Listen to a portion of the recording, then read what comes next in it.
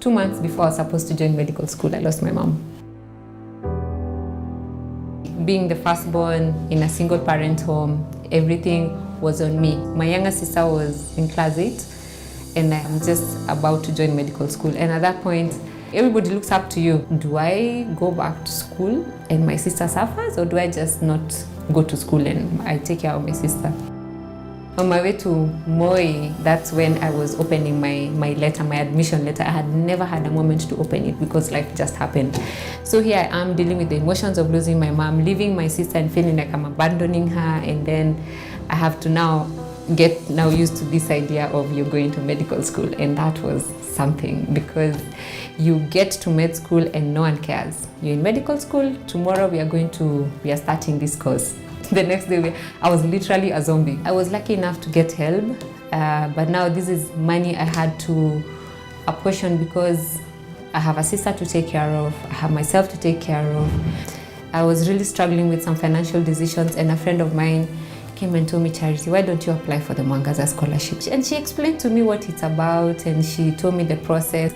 And I remember I was called in by Dr. Mayamu, and she talked to me and she's like, tell me your story.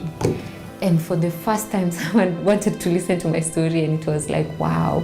I broke down because no one had ever asked me my story. That's how I got Mwangaza scholarship, and it was a life changer for me.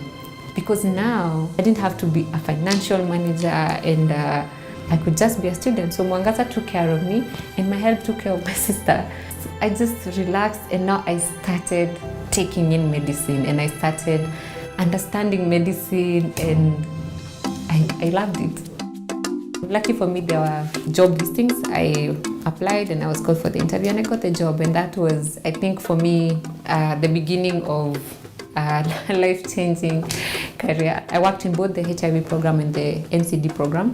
And then I met Joe, and I think for me, meeting Joe was a life changer because you get to see doing medicine a different way. He challenged me and keeps challenging me because Joe is an eternal optimist. Joe will believe in you even when you don't even believe in yourself. And the things Joe has pushed me to do, sometimes he's the voice in my head like, yes, but why can't I do it? And I go ahead and I do it, and I was like, oh my God, that old man was right. I have loved working in AMPATH. I was one of the students who got to go out for the exchange program. So when I was in 5th year, I went to Indiana. It was also life-changing for me in one way, eye-opening, because then you get to see healthcare from a first world perspective, and you see the possibilities that could be if we had systems that were working. And you come back home and you're like, I want to be the agent of change. But sometimes the problems are so big, and then you realize you don't have to change everything. You can just change something bit by bit. When I was a registrar, I went to Duke. Again, eye-opening, because now this is a different level of training. You get challenged by these working systems. All these things have kind of driven me to wanting to change the systems. Hopefully, I can actually get a chance to do that with time.